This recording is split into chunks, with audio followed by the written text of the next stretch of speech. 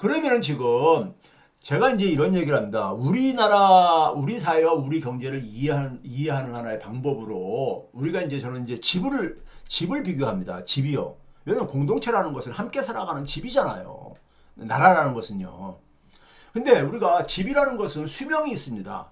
어떤 집이든 간에 수명이 있잖아요. 단지 그 수명이 100년을 가냐, 300년을 가냐, 아니면 30년을 가냐, 10년 불목 가냐, 이런 차이가 있는 거잖아요. 차이가 있는 거잖아요. 그런데 지금 우리나라의 사회 경제 상태는 뭐냐면은 집이 지금 이제 그러니까는 수명이 다 해가지고 무너지고 있는 거예요.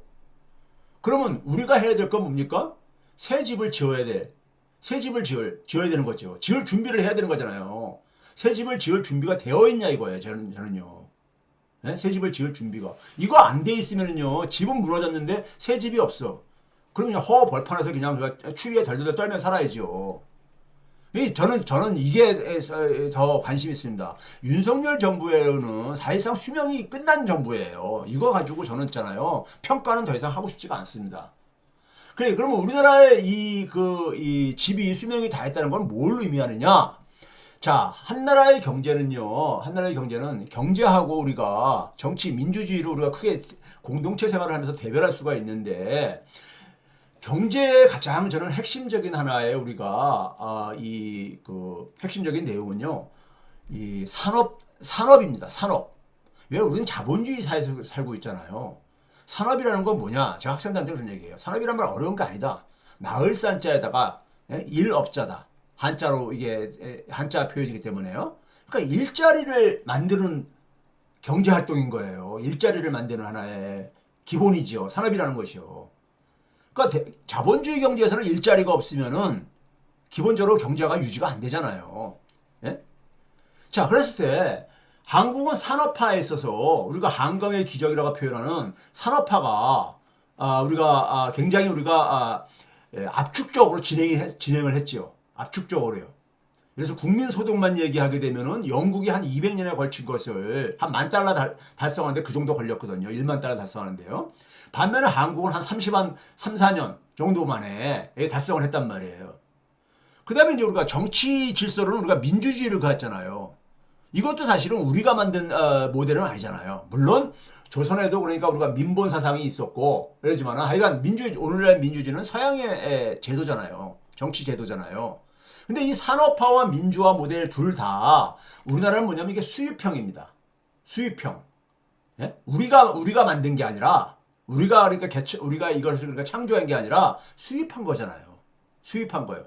서구 사회가 만든 하나의 산업화 모델과 민주화 모델을 수입해가지고 수입한 거죠. 수입했는데 수입하다 보면 100%가 똑같지가 않습니다. 100%가 똑같지가 않죠. 예? 그렇죠? 그 사회에다가 이것을 수입해서 하려다 보니까는 그래서 수입형 산업화와 민주화 모델이 우리 사회의 그러니까 집인 거예요. 일종이에요. 집입니다. 집에다 비유할 수 있는 거예요. 이게 그러니까 수명이 다 했다는 겁니다. 수명이 다 한 거예요. 네? 수명이 다 한 거예요. 오늘 제가 이제 이 산업체계 변화는 대응 실패는 이제 뒤에서 구체적으로 얘기할 거지만은 민주화 모델이 수명이 다 한 거는 우리가 어디서 갈 수 있습니까? 자, 미국이란 영국이라든가 서구에 있어서의 산업체계, 서구에 있어서의 그러니까 민주주의하고 우리나라하고 같지 않잖아요. 같지 않잖아요. 우리는 뭐냐면 굉장히, 우리는 어떻습니까? 굉장히요. 후진국형 산업화 모델이고 후진국형 민주주의죠. 예? 대표적으로 우리나라의 민주주의, 그러니까 우리가 군부 권력이 종식되고 난 이후에 소위 말해서 우리가 절차적인 민주주의가 회복되고 난 이후에 한 15년 동안 민주 권력이 집권을 했지만은 우리 지금 겪고 있는 게 뭡니까? 기술 관료들, 예? 검찰 관료나 아니면 우리가 이 경제 관료들에 대해서 경제 관료들의 이 횡포를 우리가 너무너무 목격하고 있잖아요. 기본적으로 주권은 국민에게 있다고 하는데 우리는 주권이 우리한테 있는 게 아니잖아요. 솔직히 말해서요. 검찰한테 있고 모피아들한테 있고 그렇잖아요. 공적 자원을 그들이 마음대로 좌지우지하잖아요. 공적인 자원을요. 그렇죠? 이 얘기는 뭐냐면 선출 권력이 기술 관료를 제대로 민주적으로 통제를 못하고 있다는 얘기죠. 이게 선진국가에서는 이런 일이 없잖아요. 그런 면에서 우리나라의 민주주의는 굉장히 후진국형 민주주의죠. 그러니까 수명이 빨리 끝날 수밖에 없죠. 민주주의 모델이 굉장히 정교하면은 수명이 오래 가죠. 수명이 오래 가요. 예?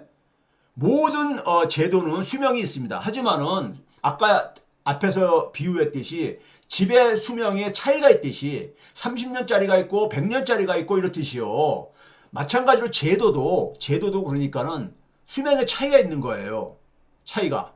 근데 우리나라의 그러니까 이 제도는 경제 제도든 정치 제도든 간에 이게 수입형인데 이게 그러니까 굉장히 그러니까는 문제가 그러니까 선진국의 제도에 비해서는 굉장히 문제가 많은 그런 이제 제도들이다 보니까 일찍이 수명이 끝난 거죠. 수명이 끝난 거예요. 예? 그럼 우리가 지금 그러니까 이 검찰 독재를 그러니까는 타도하기 위해서 이렇게 우리가 지금 고통을 치르는 이유는 지난 15년 민주 권력에서 제대로 민주주의를 뿌리를 못 내린 거 아닙니까? 모피아들이 그러니까는 사실 그러니까 이 거둔 세금을 지네 마음대로 그러니까 좌지우지하는 거예요. 이게 말이 되는 얘기입니까? 말이 되는 얘기냐고요. 권력은 국민으로부터 나온다. 주권 재미를 가한다면 선출 권력이 이게 그러니까 자연이니까 선출 권력의 이건 권한이잖아요. 네? 선출 권력은 바로 뭡니까? 대통령하고 국회 이거잖아요. 근데 우리는 모피아를 그러니까 김대중 정부, 노무현 정부, 문재인 정부에서 제대로 통제를 했습니까? 못했잖아요. 그렇죠? 그러다 보니까는 이게 이제 그러니까 우리 사회와 경제가 이렇게 그러니까 굉장히 질곡으로 된 겁니다. 자, 이걸 좀 오늘 구체적으로 좀 볼게요. 구체적으로요. 자, 우리 사회 문제를 여러분들이 알기 쉽게 하기 위해서 제가 이제 그림으로 이렇게 좀 압축을 해놨습니다. 좀 구체적인 얘기는 좀 뒤로 이제 데이터 같은 거 보여드리도록 하고요. 제가 이제 지난번에 우리나라 산업체계는 식민지형 산업체계다 이런 얘기를 했어요. 그러니까 식민지형이라니까 일부 이제 그러니까 이 방송을 들으시는 분 중에서는 무슨 저 민족 자본을 얘기하냐 이런 얘기 댓글에 다신 분이 있더라고요. 그런 얘기가 아니에요. 그런 얘기가 아닙니다. 우리는 뭐냐면 기본적으로 산업화를 하는 데 속에서 선진국의 선진국이 먼저 그러니까 간 길 중에서 우리는 그걸 이제 모방을 한 거 아닙니까? 모방을 한 거예요. 네? 모방을 했는데 그게 이제 그러니까는 후진국의 입장에서 후진국형이라도 얘기할 수 있지만은 내용적으로 뭐냐면 기술 종속, 경제 종속이라는 점에서 종속형 혹은 소위 말해서 우리는 식민지를 경험을 했잖아요. 그러면 식민지를 지배했었던 나라의 경제 구조, 산업 구조가, 기술 구조가 우리한테 많은 그러니까 흔적을 남깁니다.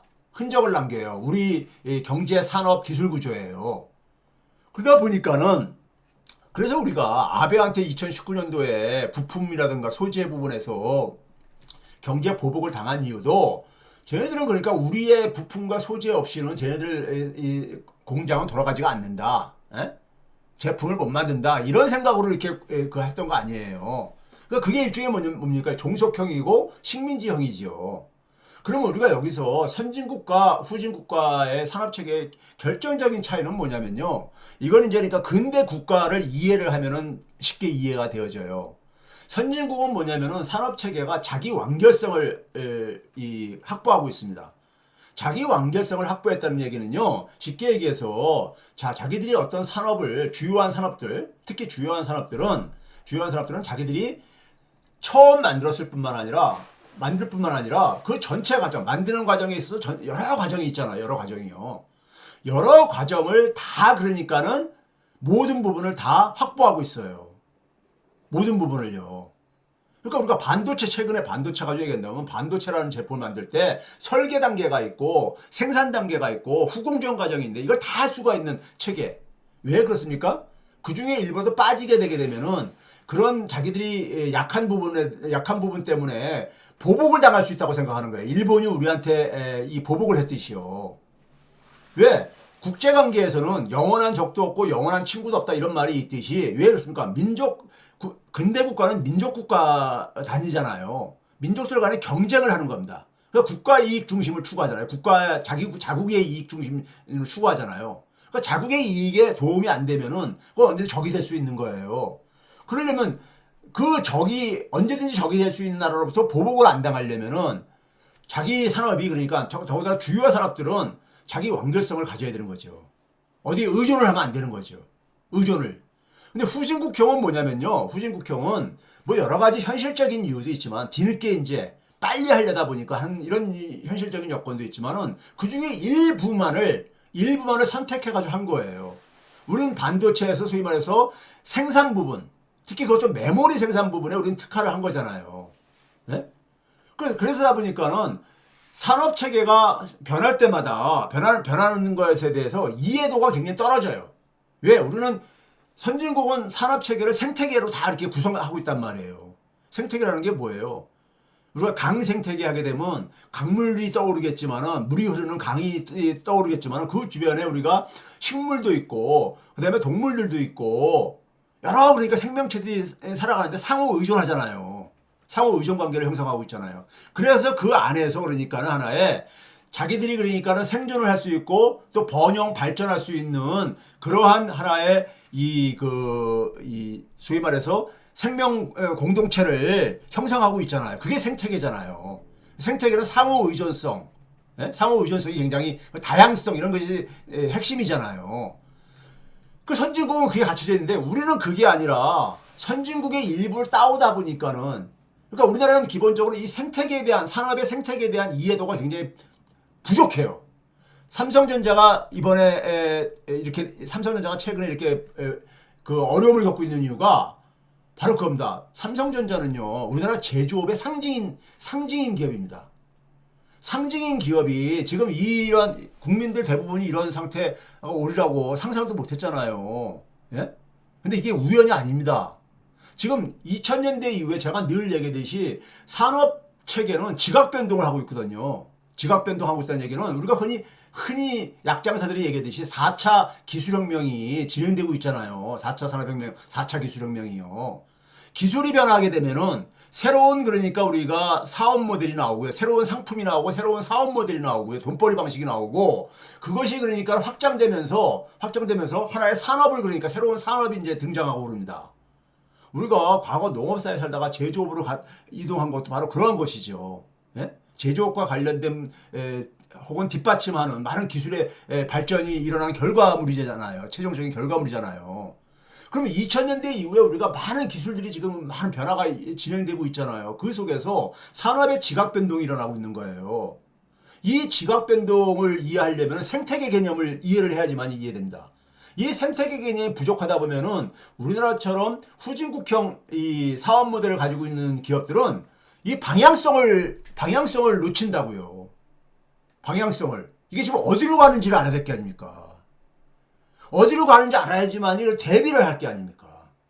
우리가 그러니까는 지금 생태계를 만드는 건 두 번째 문제하고 차치하고 일단 어디로 이게 변해가는지를 이걸 이해를 못하는 거예요. 이거를 제가 지난번에 얘기했잖아요. 삼성전자가 우리가 인공지능 기술이 2010년부터 붐을 본격적으로 타기 시작합니다. 왜? 실수율이 3% 미만으로 떨어지거든요.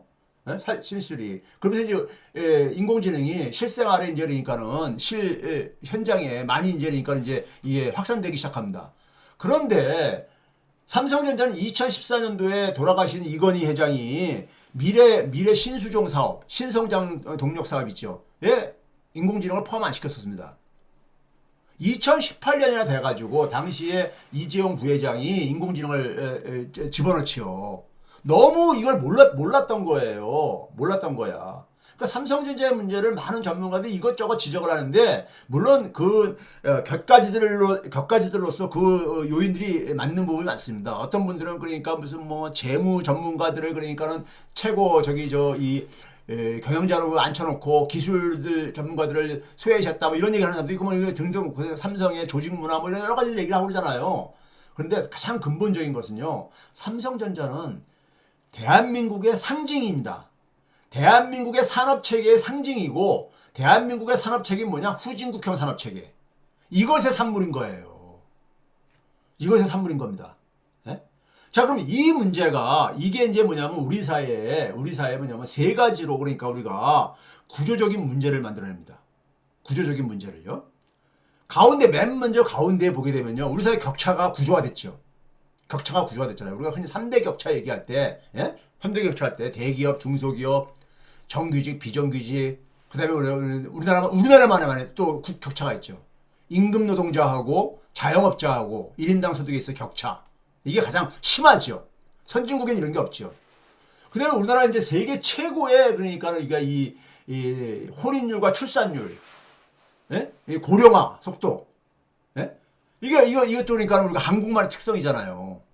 다른 나라도 고령화 진행되고 출산율이 떨어지는 게 많은 나라들이 겪고 있지만 우리는 굉장히 세계 최고로 빠르지요. 이게 한국의 특성이죠. 예? 그래서 우리나라는 내수 취약성도 선진국과는 근본적으로 다릅니다. 뒤에서 얘기하겠지만은 GDP 대비 50%가 안 되는 나라가 선진국 경제로 분류되는 나라 중에서 없어요. 한국만이 이래. 그래서 고령화가 되니까 생산성이 떨어지죠. 성장률이 둔화되죠. 내수 취약성과 고령화가 맞물리면서 생산성하고 맞물리면서 성장률이 둔화되죠. 거기다가 뭐냐면은 우리나라는 혁신이 그러니까 활발하게 일어나지 않습니다. 그 이유는 다시 옆에 있는 거로 돌아가서 얘기를 할게요. 우리나라에 제가 한번 그런 최백은 TV에서는 얘기했을 거예요. 대한민국의 교육 문제를 이해하려면 삼성전자의 문제를 이해하면 대한민국의 교육의 문제가 그대로 보인다 그랬었어요. 자, 대한민국은요, 어떤 산업 체계입니까? 제조업 중에서도 생산 부분에 집중되어 있습니다. 우리나라 재벌 기업들이 다 제조업체잖아요. 대부분이요. 그렇죠? 생산 부분에 되어 있어요. 생산 부분에 집중되어 있죠. 그러면 당연히 우리나라는 뭡니까요? 사회적으로 요구하는 인재의 기준이 뭐가 됩니까? 제조업의 생산 부분의 인력인 거야. 인력 공급인 겁니다. 대기업 가야지, 재벌 기업 가야지 괜찮은 직장이라고 생각이 드니까요. 근데 제조업이라는 것은 기본적으로 이것도 정도 차이. 서구의 제조업도 마찬가지입니다. 굉장히 위계제입니다. 위계제. 우리 직급이 있잖아요. 사장, 전무, 상무 다 해서 직급이 있잖아요. 네? 이게 위계제입니다. 이게 제조업의 특성에서 비롯된 겁니다. 제조업의 특성에서요. 근데 우리가 2000년대 이후에 많이 가면서 뭐 팀제를 도입하고 그러잖아요. 90년대 선진국가에서 팀제를 도입을 하거든요. 기업 조직에서. 그걸 보고 우리나라도 이제 모방하고 그러는데 제조업은 기본적으로 위계제입니다. 위에서 결정하면 밑에 따르는 수밖에 없는 거예요. 따르는 수밖에 없는 이런 거죠. 위계제는 기본적으로요. 폭력성을 수반할 수밖에 없어요. 왜? 질서가 있는 거고 계급제 사회 생각하면 되는 거예요. 군대 같은 경우 생각하면 됩니다. 군대, 공무원 사회 이런 데 생각하면 돼요. 윗사람이 훨씬 더 많은 권력을 갖고 있다 보니까는 언제든지 폭력이 가해질 수가 있죠.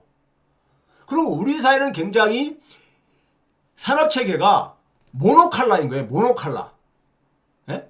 제조업이라 하더라도 미국이나 유럽의 선진국가들은 설계 단계도 있고 생산 단계도 있고 후공정 과정도 있고 다 다양하게 다 있는데 우리는 생산 과정에 집중되어 있단 말이에요. 그리고 모노칼라죠. 모노칼라. 그러니까 무지개 색깔이 빨주노초 파란본데 우리는 그 중에서 뭐냐면 파란색 분이 없는 거야. 예? 비유하자면요. 그러니까 획일주의. 모든 게 그러니까 그것에 모든 게 그러니까는 다 초점이 맞춰지게 되죠. 획일주의, 절대주의 사회. 거기다 분단까지 돼 있으니까는. 지금 최근에 한번 봐보세요. 저는 부끄러워 죽겠는데 노벨 문학상을 받은 한강의 저거에 대해서 아직도 그러니까는 활과활부로 사람들이 있는 거에 대해서 저는 부끄러워서 창피해가지고 중고등학생들한테 유해돼서 중고등학생들을 제가 볼 때 모두 모욕하는 것 같아. 참 진짜 중고등학생들 그 책 안 읽는다고 해서 그런 거를 접하지 않습니까? 예? 참나 우리 사회가 이게 왜 이렇게 된 거냐면요. 이 획일주의 절대주의입니다. 절대주의라는 건 뭐예요? 자기만이 그러니까는 옳고 자기의 생존을 위해서는 다른 사람은 부정을 하는 게 절대주의입니다.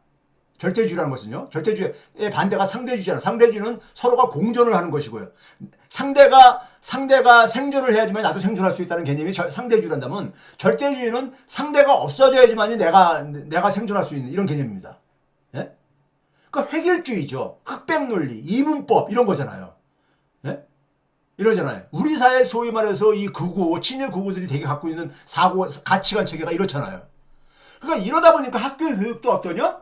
학교의 교육 봐보세요, 우리나라요. 예? 제가 이 60대부터 학교 교육을 받은 일에 지금도 근본적인 변화가 없잖아요. 우리나라는 뭐냐면은 다 그냥 똑같은 인간을 만들어내잖아요.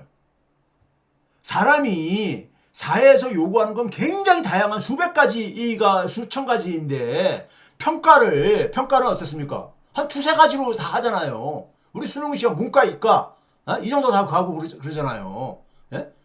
거기에 그러니까는 그러다 보니까 어떻습니까? 평가하기도 굉장히 쉽지요. 쉬운데다가 결정적인 건 뭐냐면은 줄 세우기가 돼버리죠. 줄 세우기. 1점부터 꼴등까지 줄 세우기 쉽잖아요. 똑같은 기준을 가지고 평가를 했으니까는. 예? 그럼 그 기준에서 그러니까는 밀리는 사람은 그러니까 이건 사람 취급 못 받는 학교에서는 적어도 학교 현장에서는. 그러니까 그냥 모노칼라형 인간을 만들어내는 거야. 모노칼라형 인간은. 사회는 굉장히 다양한 인간이 필요한데 우리나라는 모노칼라형 인간을 만들어내죠. 왜 그렇습니까? 산업체계가 굉장히 단조롭기 때문인 거예요. 예? 영어로 표현해서 죄송한데 모노토너스한 거죠. 굉장히 단조롭죠. 예? 다양하지가 않고. 그렇죠? 그러니까 딱 줄 세우기가 쉬우니까는 평가와 줄 세우기가 쉬우니까 당연히 좋습니다. 경쟁이 심할 수밖에 없죠. 경쟁이. 하나의 기준을 가지고 딱 줄 세우는데 그 속에서 그러니까는 자기가 가고 싶은 좋은 대학이 여러 개가 있는 게 아니라 수십 개가 있는 게 아니라 두세 개뿐이 없고 이렇게 뿐이 없으니까는 예? 거기 줄 세우기가 아니라 그래서 경쟁이 극대화되어져요. 경쟁이 극대화되죠. 경쟁 속에서 살아남으려면 어떻게 되겠습니까? 사교육 경쟁을 해야 되지. 예?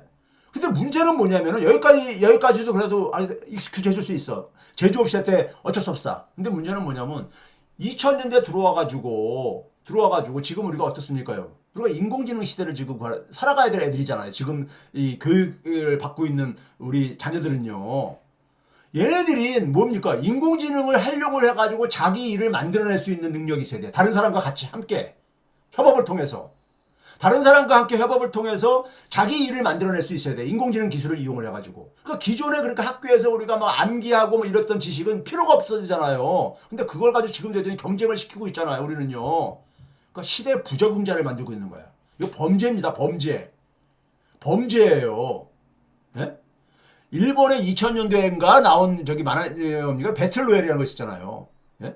보신 분은 알겠지만 저기 무인도나 어디에다가 중국에서 갖다 놓고서는 살아남기 이 경쟁을 시켜가지고 예? 죽이고 서로 막 하는 예? 일본이 우리하고 비슷한 거든. 일본은 조금 그래도 그 위에 좀 뭐 개혁도 하고 그랬죠. 절대평가에서 상대평가를 좀 받고 이런 몸부림을 치고 그러는데 하여간 기본적인 구조가 일본의 교육을 우리가 그대로 베꼈으니까는 예? 그러니까 우리나라는 시대 부적응자를 양산하고 있는 거야. 더 이상 그러니까는 그러면 이 상황 속에서 우리는 뭐냐면 재벌 기업 갈래? 아니면 그다음에 뭐냐면은 뒤에서 말씀드릴게요. 여기서 이 경쟁 교육에서 그 선택할 수 있는 그러니까 좋은 일자리가 제한되어 있는데 그 제한 바깥에 있는 소위 말해서 일자리가 뭡니까? 생산 활동을 도와주는 이 경제 활동을 보조하는 그러니까 우리가 서비스 부분이 있죠. 뭡니까? 의료, 법률, 그다음에 우리가 뭐 회계, 교육 이런 거 있잖아요. 기업들 보게 되면은 법률 전문가들 다들 채용해서 지원받고 있잖아요. 회계 뭐 다들 이렇게 있잖아요. 이런 쪽으로 이제 이런 쪽이 고소득 분야잖아요. 경제 활동에 직접적으로 그러니까 가치를 창출하지 않지만은 보조하는 역할이 이거잖아요. 근데 이런 쪽은 되게 뭡니까? 자격증으로 딱 이렇게 칸막이를 쳐가지고 거기에 그러니까 그러다 보니까는 그쪽이 고소득이다. 칸막이 쳐놓으니까 당연히 소득이 높게 형성되지죠. 그리고 그 속에서 그러다 보니까 거기에 들어가기 위해서 치열한 경쟁을 하는 게 아닙니까? 치열한 경쟁을요. 그렇죠? 소위 말해서 우수한 인재들은 뭘 해야 되는 겁니까? 혁신에 그러니까 이 십자군이 돼야 되는 거잖아요. 혁신의 최전선에서 뛰어야 되는 게 우수한 인재들이 해야 될 일이잖아요. 예? 많은 우수한 인재들이. 근데 우리는 우수한 인재들이 뭡니까요? 그냥 그 소위 지대 추구형이죠. 독점을 통해 가지고. 예? 그러니까 자격증을 딴 사람과 못 딴 사람. 예? 그리고 딱 해가지고 자격증 딴 사람한테 고소득이 보장되어지는 그 부분으로 그러니까 모두 이제 몰리는 거예요. 예? 근데 이거는 그 사회에 경제적인 가치를 창출하는 분야는 아니거든요. 보조해주는 역할을 하는 거죠. 근데 문제는 재밌는 게 뭐냐면 우리 지금 산업체계가 붕괴되고 있다는 얘기 했잖아요. 교육이 붕괴되고 있잖아요. 우리나라의 이 교육이 붕괴. 그게 바로 뭐예요? 의료체계 붕괴, 의료교육의 붕괴가 이게 우연의 일치 아닙니다. 우연의 일치 아니야. 예? 그러니까 이 후진국형 산업체계가 만든 게 우리나라의 그러니까 이 교육체계인데 교육체계가 지금 붕괴되고 있잖아요. 그걸 더군다나 뭡니까? 가장 그 중에서도 경쟁률이 높은 소위 말해 학교 성적이 높은 애들이 가는 의료 분야에서 지금 지진이 일어나고 있는 거 아닙니까? 의료 체계뿐만 아니라 의료 교육 자체가 지금 붕괴돼 가고 있잖아요. 그걸 어떻게 평가하든 둘째치고, 예? 예? 그렇죠? 교육이 붕괴되고 있는 겁니다. 또 하나 우리가 이 후진국형 산업체계가 만든 또 하나가 뭐냐면요. 부동산에 우리 사회는 부동산에 인질이 돼 있다. 제가 그 얘기했잖아요. 가게든 기업이든 다 모두가 부동산에 인질로 잡혀 있다 보니까는 정부도 그러니까는 부동산 경기 부양하기 위해서 계속 이 펌프치라고 그러잖아요. 그래서 그렇게 된 게 뭡니까? 부채 모래성이잖아요. 부동산 부채 모래성. 이거를 여기서 그러니까 돈이 많이 가니까 여기서 재벌건설, 금융 이 자본들이 그리고 언론과 모피아들이 하나의 카르텔을 형성해가지고 그 속에서 그러니까는 소위 말해서 돈을 예?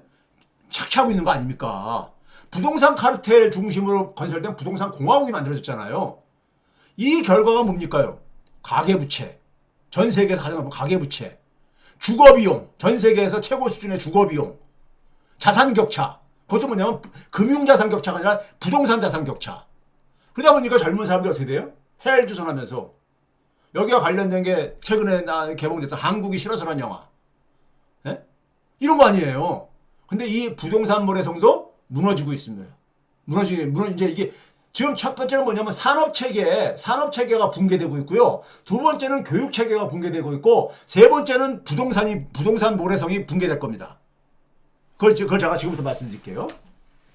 자, 먼저 후진국형 산업체계가 갖고 있는 문제는 뭐냐면요. 아까 얘기했잖아요. 반도체를 얘기하게 되면은 반도체가 여러 분야에 쓰이잖아요. 그러니까 반도체는 뭐냐면 그 제품에 따른 먼저 그러니까 필요한 반도체를 설계를 해야 되잖아요. 설계. 그 반도체를 설계하는 이 능력은 선진국은 뭡니까? 가장 먼저 앞에서 간 나라잖아요. 그러니까 뭐냐면 새로운 제품을 제일 먼저 만든 경험을 가진 나라들인 거예요. 그러니까 설계 능력이 있죠. 반도체 하게 되면 애플, 퀄컴 이런 회사들이 반도체 설계를 담당하잖아요. 중국이 화웨이가 일로 들어갔다가 지금 미국한테 지금 이 보복당하고 그랬던 것이고요. 트럼프 때부터. 그렇죠? 이 분야가 제조업에서는 가장 고부가 가치 분야입니다. 설계, 디자인 하는 분야가. 제품에 대한 설계, 디자인하는 분야가. 그 다음에 이제 선진 국가들은 그게 이제 기본적으로 왜 그렇게 그 설계 디자인이 나온 겁니까? 원천 기술이 뒷받침되죠. 원천 기술. 예? 기술을 제일 먼저 그러니까는 개발을 했으니까는 이 기술을 이용을 해가지고 어떤 제품 만들 수 있겠다. 이런 상상을 하는 거 아닙니까? 예? 그렇죠? 원천 기술을 갖고 있어요. 예? 그러니까 원천 기술을 제공하는 것도 사후 서비스하는 것도 그것도 이제 고부가치 서비스죠. 그러면 이런 것들을 가지고는 이제 생산을 하죠. 제품을 생산해요. 반도체 하게 되면 그러니까 우리가 TSMC가 맡고 있는 파운드리, 그 다음에 이 메모리 반도체, 삼성전자 중심으로 SK하이닉스 맡고 있는 메모리 반도체, 이게 생산의 이제 저거잖아요. 예? 근데 우리나라는 뭐냐면 메모리 중심으로 생산 분야에 특화가 되어 있단 말이에요. 삼성전자만 봐도 그렇지만 다른 사업도 마찬가지입니다. 다른 분야도요. 이놈의 윤석열 정권에서 그렇게 원전 해더라도 원천 기술이 웨스팅하우스에 있다 보니까 맨날 지금 그것 때문에 질질 끌려다니는 거 아닙니까? 그러니까 이 그 설계나 디자인, 제품의 설계나 디자인하는 분야를 우리가 고부가 가치 사업 서비스라고 해요. 사업 서비스라고 한다 이게요. 우리는 이게 취약하죠. 이게 취약해요. 그러니까 기술이 발달하게 되면 당연히 뭐냐면은 기존의 산업의 일자리 비중은 줄어드는 현상이 나옵니다. 쉽게 얘기해서 기술이 발달하면서 농업의 종사자가 줄어들었잖아요. 왜 줄어듭니까? 적은 인력 가지고 더 많이 생산할 수 있을 정도로 기술이 뒷받침되는 거잖아요. 제조업도 마찬가지입니다. 기술이 발달하면서 제조업의 일자리가 그만큼 수요가 줄어들어요. 그럼 제조업에서 줄어든 제조업 일자리는 되게 평균 소득보다 조금 높거든요. 어느 사회나요? 대개가요. 그럼 제조업에서 줄어든 일자리가 평균보다 조금 높은 이 일자리가 어디로 가야 되겠어요? 고소득 가냐? 저소득 가냐? 이거잖아요. 근데 우리는 고소득 분야가 취약하다 이거예요. 그래서 되게 어디로 갑니까요? 저소득. 근데 그것도 뭐냐면 농업으로 안 가죠. 대부분이요. 농업을 제가 평화해서가 아니라 서비스로 가죠. 그게 자영업 과잉이죠. 자영업. 자영업 서비스잖아요. 그러니까 우리나라는 소득 양극화가, 일자리 양극화가 전 세계 선진국가 중에서 가장 최악입니다. 가장 최악이야. 이게 한국형입니다. 예? 선진국가들은, 정상적인 선진국가들은 이 고부가 가치 사업 서비스가 어느 정도 뒷받침이 이게 돼 있거든요. 그러니까 제조업의 일자리가 줄어들어도 고부가 가치 사업 서비스로 많이들 이동을 한다고요. 이게 첫 번째고. 그럼 이런 상황 속에서 제조업에 좋은 일자리는 우리가 줄어드는 상황 속에서 어떻게 되겠습니까요? 사람은 기본적으로 먹고 살기 힘들어지니까 양극화가, 소득 양극화가 심해지니까 사람들은 다 어떻게 했습니까요? 고소득 직종으로 가고 싶어 할 거 아닙니까? 고소득 직종. 근데 고소득 직종이 산업 체계가 그걸 뒷받침을 못 해주는 거예요. 못 만들어주는 거예요. 그럼 어떻게 합니까? 아까 얘기했듯이 경제활동을 보조하는 역할, 부문의 일자리. 예? 주로 어떤 거예요? 아까 얘기했듯이 의료, 법률, 뭐 이런 것들이요. 근데 이런 것들은 되게 없으니까 폐쇄적인 어떤 하나의 일자리잖아요. 폐쇄성. 예? 자격증을 취득하냐. 이게 그런 점에서 지대 추구형 일자리죠. 예? 독점을 통해 가지고 예? 하는 거잖아요. 그러니까 여기 이제 이걸 자기들 이제 그러니까 소위 말해서 이 뭐 질을 높이기 위해서 이걸 많이 뽑게 되면 질이 떨어진다. 의사의 질이 떨어진다. 변호사의 질이 떨어진다. 뭐 이런 소리도 하고 앉았잖아요. 잠시만. 근데 결국은 뭡니까? 다 자기 밥그릇 지키기 한 거잖아요. 예? 밥그릇 지키기 위해서. 그러니까 경쟁이 굉장히 치열해요. 여기 이 안에 들어가기 위해서는, 여기에 들어가서, 그렇죠? 여기에 들어가기 위해서 갈수록 그러니까 뭐냐면은 제조업은 일자리가 줄어들고 있고 일자리가 더 단기화돼 가고 있거든요. 단기화. 왜냐면 제조업은요 연공서열제입니다. 기본적으로요. 연공서열제다 보니까 나이가 들수록 월급을 많이 줘야 되다 보니까 기업은 뭐냐면은 나이 들면은 다 자르고 싶어해요. 예? 그러니까 오랫동안 못 하니까는 그러니까 사람들은 어떻게 합니까요? 이거 평생 할 수 있는 자격증 하나 가지고 평생 할 수 있는 이런 쪽으로 이제 몰리지요. 인재들이. 그러니까 경쟁이 굉장히 치열한 거예요. 치열한 거야. 예? 경쟁이 치열한 거예요. 그렇죠? 이런 분야의 대부분의 인재가 그러니까 우리 집중되는 거예요. 아니, 경제가 새로운 가치를 창출하는 이런 생산활동에서 많이 그러니까 일제가 보조활동은 최소한이 필요한 거란 말이에요, 사실은요. 예? 그러다 보니까 그걸 이제 그러니까는 그 자격증으로 제한을 해서도 됐었던 거예요, 선진국가들은요. 그러니까 이런 구조 속에서는 당연히 어떻게 했습니까요?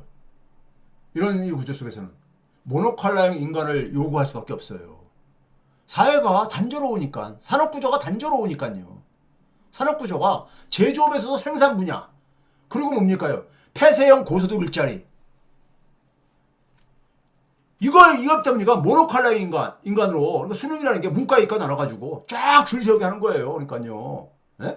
이런 인간을만을 요구하니까는 이런 인간을 또 교육에서는 생산할 수밖에 없죠. 그러다 보니까 경쟁이 굉장히 치열하죠. 그러니까 사교육비가 증가하죠. 사교육비가. 예? 이게 지금 이제 파국을 맞고 있는 거라 이거예요. 이게 우연이 아니라는 얘기입니다. 거기다가 그러다 보니까 우수한 인재들이 어떻습니까요? 기업들도 기존에 이미 그러니까는 재벌기업 반열에 들어간 대기업 반열에 들어간 기업들은 생태계에 대한 이해가 부족해. 거기다가 새로운 똑똑한 인재들은 안전빵 일자리만 찾으려고 해. 예? 혁신적인 부분, 혁신을 해야 될 부분에 안 가. 그러니까 상상력과 생태계에 대한 이해가 빈곤하죠, 우리 사회는요, 전체적으로요. 그러니까 혁신이 안 일어나요. 산업 생태계를 바꾸는 역량도 굉장히 떨어질 수밖에 없고요. 이게 구조적인 문제입니다. 자, 그게 이제 제가 이제 여기 이제 이렇게 써놓은 겁니다. 대체적으로 앞에서 설명하고 있기 때문에 산업경쟁력은 굉장히 중요합니다. 왜? 대내적으로는 일자리와 소득을 그러니까 만들어내거든요. 예? 산업이 굉장히 활성화되어야지만이 소득 배분도 굉장히 그나마 공평해집니다. 예? 이게 정체가 되게 되면요, 양극화가 심해져요. 대외적으로는 뭐냐면 경제력 확보입니다. 경제력 자립의 문제죠. 산업 경쟁력은 자본주의 단계에서 굉장히 중요합니다. 예? 그러니까 우리가 산업화의 핵심은 제조업이잖아요. 산업에 있어요. 제조업은 제품의 설계, 디자인, 원천 기술, 제조, 그리고 생산하는 과정이죠. 그리고 후공정 이렇게 하는데 선진국은 이 모든 과정을 스스로 해결한 거예요. 그래서 선진국이죠. 앞에서 간 나라잖아요.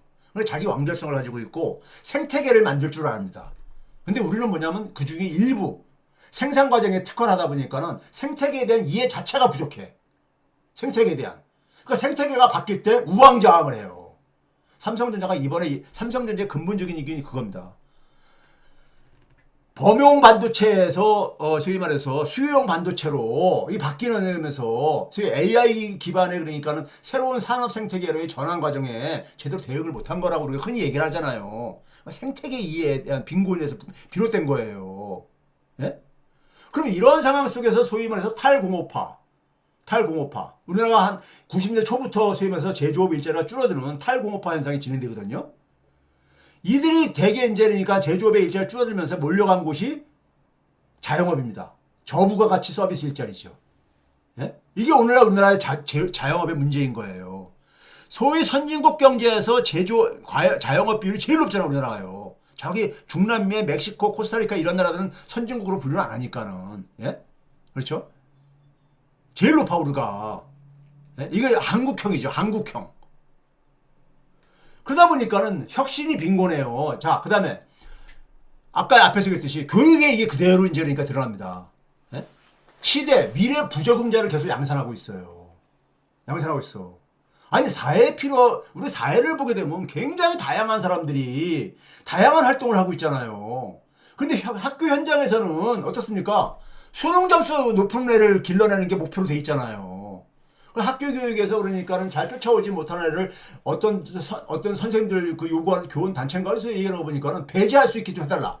교육에 방해가 되니까. 나는 그거 보고서는 참 진짜 어떻게 우리 교육 현실이 이렇게까지 망가졌는가. 에? 교육을 포기하는 거잖아요. 교육을 제대로 그러니까는 방향성을 교육 철학이 부족한 데서 생기는 희생자들을 그냥 버리겠다는 거 아닙니까? 막말로 말해서요. 근데 우리나라 교육에 대해서 거의 관련자들, 학생, 직접적인 관련자 학생, 부모, 사회, 어느 누가 행복해하는 대상도 있습니까? 교육에 대해서, 우리나라 교육에 대해서요? 학생들이 우리나라 교육에 대해서 행복해야 합니까? 중고등학교 다니고 행복해하는 학생이 몇 명이나 됩니까? 몇 퍼센트나 되냐고요? 부모는 행복해 합니까? 교육에 대해서요? 너무너무 힘들어 하잖아요. 사회가 필요로 하는 인재를 제대로 공급받고 있습니까? 미래를 위해서요? 없잖아. 아무도 행복하지 않은 교육이 왜 계속 반복되는 이유요. 이게 뭡니까요? 기존의 기득권이 수명이 다한 기득권 체계가 계속 진행되면서 생기는 거죠. 그러니까 특정 산업 부문에서 특정 부문의 단조로운 일자리 체계가 이게 우리나라 노동력 체계입니다. 그리고 당연히 뭐냐면 필요로 하는 노동력도 모노칼라 인간을 그러니까 요구하죠. 모노칼라예요. 그러니까 찍어내기 교육이죠. 모든 애들 똑같은 기준을 가지고 공장에서 이렇게 상품 찍어내듯이 그러니까요. 예? 찍어내기죠. 어떻게 사람이 갖고 있는 적성과 재능이 다 다른데 다 똑같은 인간으로 만들려고 하냐고요. 찍어내기. 이게 그러다 보니까 줄 세우기가 쉽죠. 기준이 단조로우니까, 기준이 한두 개로 다 기준을 세우니까는 줄 세우기가 쉽잖아요. 그러니까 획일적인 평가가 이루어지죠. 학생들이 가지고 있는 다양한 능력을 평가를 못 해주죠. 예? 그 경쟁이 극대화되잖아요. 그 기준에 맞추기 위해서. 부모들은 어쨌든 거기다가 자기 자녀들을 뒤처지지 않게 하기 위해서. 경쟁이 극대화되니까 다른 학우들과 친구들과 협업할 줄도 몰라, 우리나라 사람들은요. 지금 협업 능력이 굉장히 중요합니다. 협업 능력이요. 지금 2006년대 이후에 4차 기술 이 혁명에서는 협업 능력이 굉장히 중요해요. 제가 과거에 여러 번 얘기했잖아요. 사교육비 부담 증가. 이게 사교육비가 저출산의 큰 요인 중에 하나로 뒤에서 말씀드릴게요. 데이터를 가지고요. 그렇죠? 이 사교육비 부담 증가가 저출산의 요인이 되고 있다니까요. 근데 우리가 인간형 관점에서 이게 빵점인 게 협업이나 협력. 우리는 그러다 보니까는 우리 학교에서 그러니까 소위 말해서 학폭 이런 게 생기는 게 왜 그렇습니까? 뭔가 좀 다르면은 걔는 그러니까는 소위 말해서 폭력의 대상으로 이렇게 흔히 쉽게 전락하고 그러잖아요. 다르다는 이유 가지고. 예? 그러니까 굉장히 아이들은 달라야 된단 말이에요. 다 다르고, 원래 태어날 때부터 다르고, 그 다른 애들 간에 서로가 협력을 할 줄 알고, 그리고 다른 것에 대해서 공감을 해줄 줄 알고, 이런 능력이 굉장히 중요하단 말이에요. 지금요. 지금 4차 산업혁명 기술 시대는요. 아까 제가 했잖아요. 인공지능 기술을 활용을 해가지고 자기의 새로운 일자리를 만들어내는 이런 인재가 필요하다고요. 그게 협업 능력, 협력 능력, 공감 능력 이런 거잖아요. 네? 그리고 새로운 걸 자꾸만 추구하는 능력이고, 그건 자기가 좋아하는 걸 해야죠.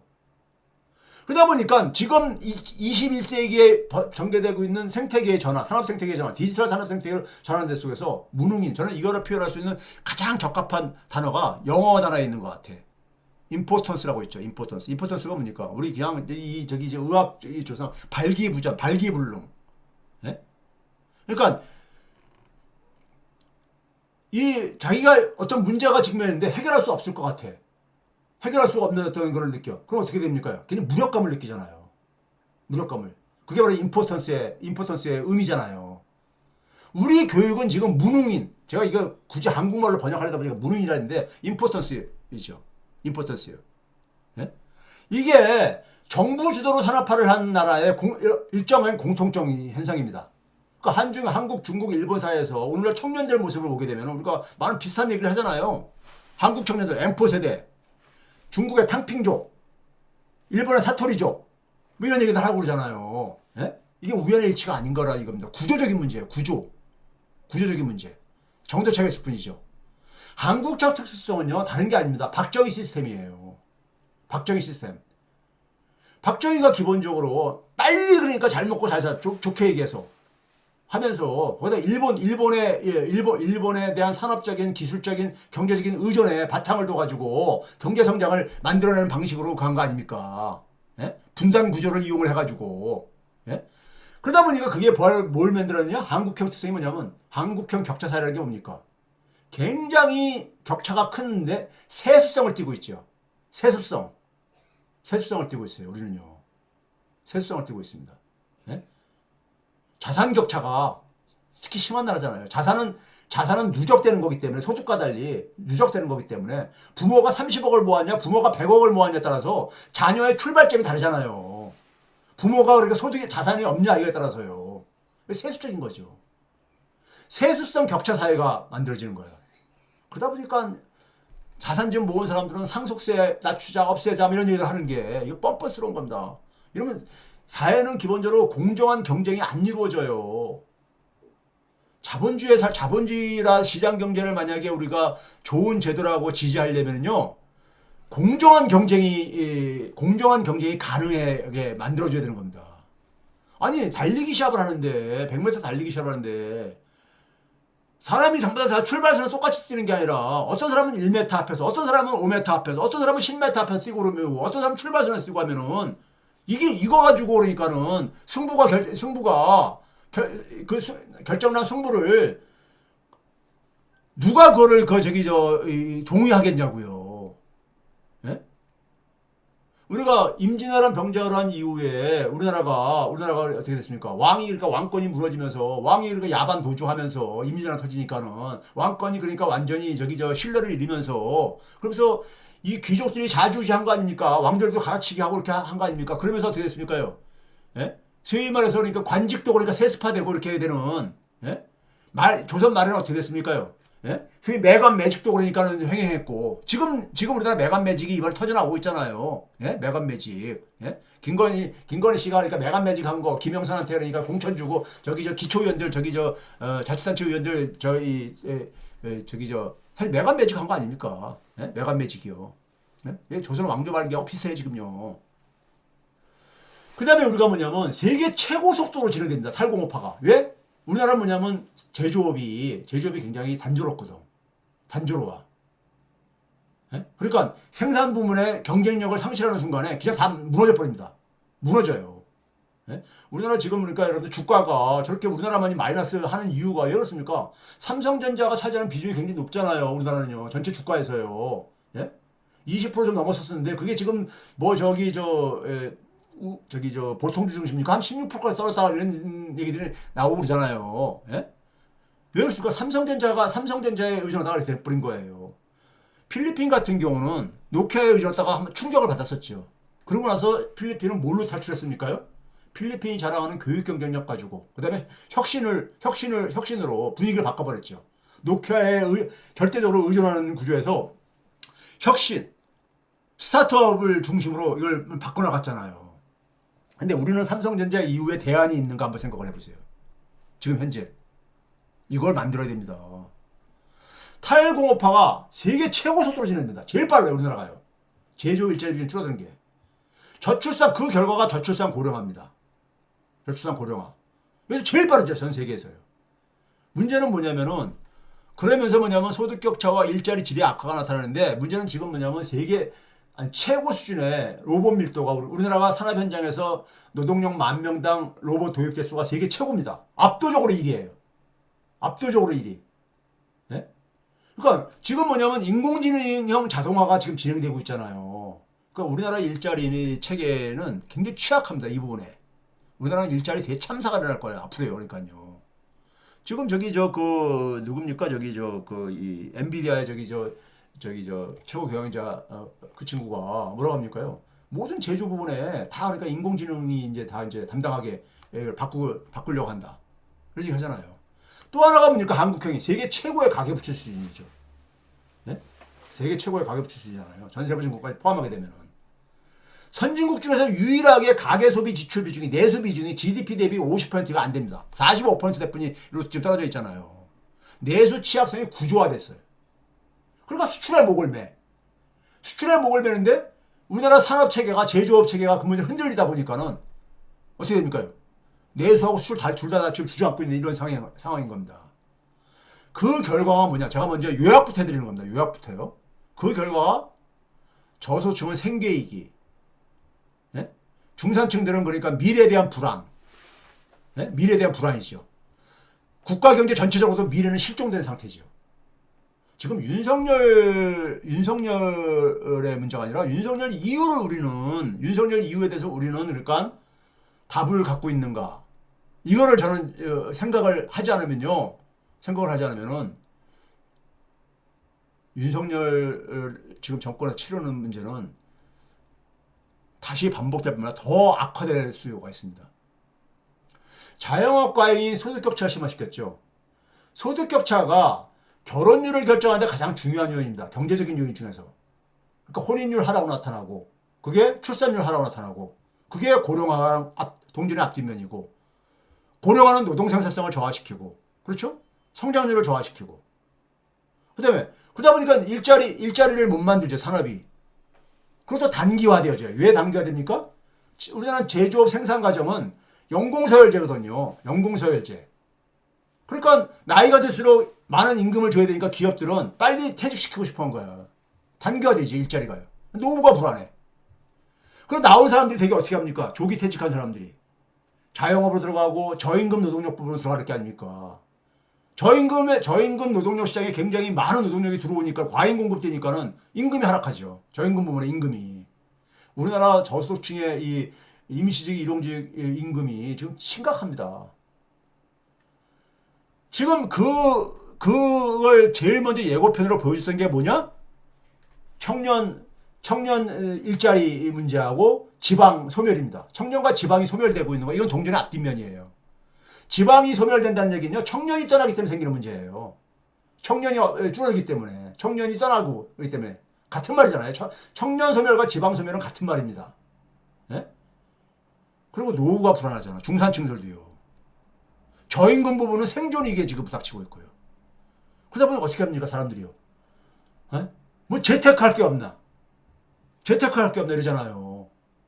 특히 우리나라는 뭐냐면 부동산 중심으로. 이거는 금융 재테크보다 더 사회적으로는 악성이 있잖아요. 그래서 자산 격차가 확대돼. 예? 부동산 카르텔이 형성돼 있잖아요. 이게 뭐냐면은 부동산 가격은 떨어지면 안 되는 거야. 아파트 단지에서 분여해서 얼마 이하는 팔지 말아라. 담합을 하거나 아니면 국가에서는 국가 정책적으로 가격 지지해주기 위해서는 예? 인플레이션 시대든 말든 간에 돈을 계속 풀어서 지원을 하고 그러잖아요. 예? 근데 두 번째 결과는 뭐냐? 산업 생태계 전환에 실패하면서 그러면서 가게나 기업이나 다 부동산 부분으로 돈이 집중되지는 거예요. 소위 말하는 부동산 공화국이죠. 그러니까 부동산으로 돈이 들어오니까는 주거비가 올라가지. 당연히. 예? 가계부채가 올라가죠. 자산격차가 올라가죠. 그러다 보니까 사람들이 가계부채가 증가하니까 가처분 소득이 줄어들 게 아닙니까? 그러니까 내수가 억압되죠. 가계소비가 줄어드니까 자영업자가 매출이 생존 압박에 시달리잖아요. 예? 생존 압박에. 그리고 자산 격차가 커지니까 이 소득 격차를 또 늘리잖아요. 자산 격차가 소득 격차 만들거든요. 30억 자산가는 1년에 이자 소득이 1억이 넘어요. 네? 그 격차가 확대되니까 당연히 결혼을 못하지요. 아, 비정규직, 소득이 낮고 자산 없는 사람들이 어떻게 결혼해요? 네? 집 못 마련하고 이렇게 하는데. 그러니까 결혼을 안 하니까 출산율이 안 나오지요. 네? 저출산은 고령하고 같은 얘기잖아요. 생산성과 성장률을 둔화시키고. 뭐 이런 거. 그런데 이 부동산 모래성이 이건 지속이 불가능한 거라고 제가 눈을 얘기했잖아요. 여러분들 이렇게 하게 되면 그냥 부동산 투자하는 사람들이 텅 갈까봐 제가 자주 이걸 편성을 하는데 제가 이거 한 1, 2년 전부터 제가 얘기했죠. 우리나라 부동산 모래성 붕괴는 불가피하다. 아, 교수님 지금 서울에 어디는 이제 얼음처럼 계속 오르고 있는데요. 그거 오르는 거 일시적입니다. 두고 보세요. 네? 그리고 그 뒤에서 제가 자료 좀 보여드릴게요.